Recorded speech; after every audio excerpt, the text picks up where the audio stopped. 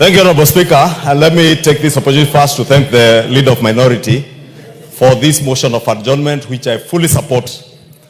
Because, Honorable Speaker, you remember in the run-up to the impeachment of the former Deputy President, I quoted a good friend of mine who described somebody as having a very black heart. And I dare add today, this is not just a man with a black heart, but a very dark soul. And a dark soul, Honorable Speaker, to the extent that this man believes that the death of Kenyans, the bloodshed that this country witnessed in 2007, as unfortunate as it was, Honorable Speaker, that he can equate the death and bloodshed that was occasioned on innocent Kenyans as a Christmas party. This, Honorable Speaker, tells you that this is indeed a man with a very dark soul. Honorable Speaker, you may have a dark soul and believe in death and celebrate death, the death of innocent people, as if it is a Christmas party, as you say, and anticipate that even after the next elections, there will be more bloodshed, Honorable Speaker. And I said over the weekend, Honorable Speaker, when you harbor such thoughts, such dark thoughts, such black thoughts, such evil thoughts, you do not deserve to be a leader anywhere, Honorable Speaker. You do not deserve to be a leader anywhere. Honorable Speaker, this is somebody who now pontificates as if he's God. You heard him over the weekend telling artists who sought his help when he was holding high government office to sort out the issues that they have had with their copyright issues with the Skiza tunes. But he had no time for them. But now he wants to commandeer who they will sing to, what songs they will sing, when they will sing, and how they sing, Honorable Speaker. That unless they are singing songs of praise to him, they should not perform. Daring that even businesses, Honorable Speaker, owned by entrepreneurial, hard-working Kenyans, very good entrepreneurs who have established clubs, that now he's inciting Kenyans to storm those clubs and destroy them because an artist who he does not like is performing in that club, Honorable Speaker. This is a height of evil minds and evil thoughts by an evil man who sees nothing good in this country except that which satisfies his insatiable greed. Greed that even public coffers could not satisfy, Honorable Speaker. You have seen him admonish other leaders because of empowerment programs that are empowering the same people who we advance a bottom-up transformation, economic transformation agenda, Honorable Speaker, because they are being supported by leaders now who are utilizing resources in the right way. But, Honorable Speaker, when you're in high office and you use public resources to acquire private resources, Honorable Speaker, even stealing from your own family.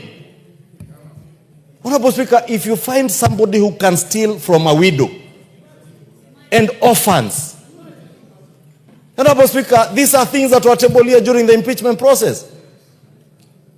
How he forged the will of his late brother, a hard-working former governor of Nyeri, disinherited the widows and the orphans of the family, and used his high office to intimidate and threaten that family not to speak, Honorable Speaker. Thank God that this House rose to the occasion to save not just that family, but the country against the machinations of a very evil and dark soul, Honorable Speaker. Honorable Speaker, I'll take you back to the events of last year. Kenyans will remember on the 25th of June, after what happened, Honorable Speaker, the kind of incitement they saw from the same person, because he believes in bloodshed, that unless people die, he cannot achieve his mission, Honorable Speaker. Let us say, Honorable Speaker, from the floor of this House, no other Kenyan will die to satisfy the insatiable greed of a dark man with a dark soul and a very evil mind, Honorable Speaker. And no Kenyan should ever die for politics. I want to agree with Honorable Junet that when we said that never again, we should never ever again entertain the politics of bloodshed in this country. The last elections, Honorable Speaker, vindicated the Kenyan people that the Kenyan people are a people who believe in one unitary nation. A nation that cannot be divided by the insatiable greed for power and material wealth of one man, Honorable Speaker.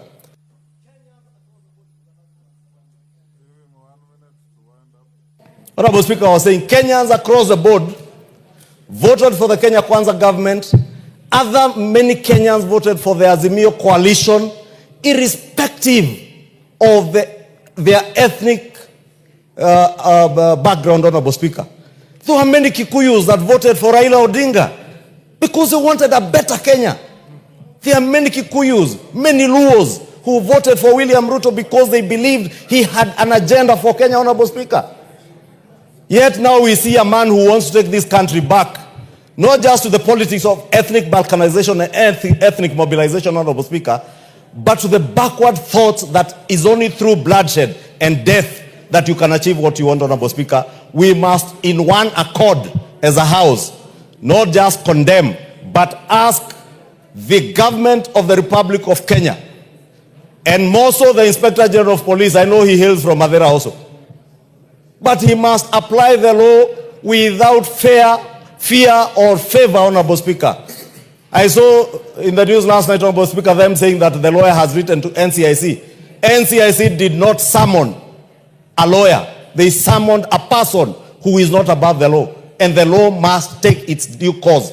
And I want to encourage the NCIC Commission to get the help of the Inspector General of Police to enforce the law as it is. When you are summoned by NCIC, a constitutional commission, to answer to charges leveled against you, you must appear. And if you don't appear, Honorable Speaker, action must be taken. Otherwise, if we take that route, Honorable Speaker, what will stop anybody tomorrow from inciting Kenyans on the basis of ethnicity or whatever you like to kill and slaughter each other, Honorable Speaker, with abandon?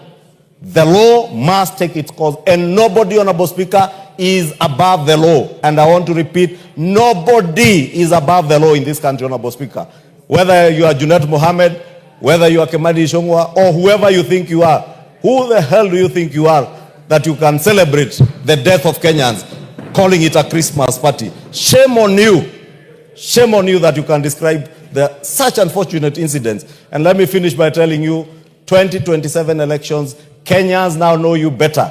Kenyans now can see clearly why this House, with over 300 members, voted to impeach you. Close to 360 members voted to impeach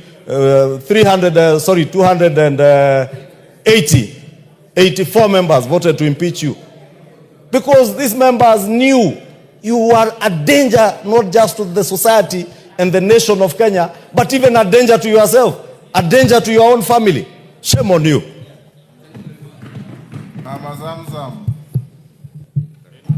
Asante sana Mheshimiwa Spika, na mimi niweze kumsupport ndugu yangu Hamad.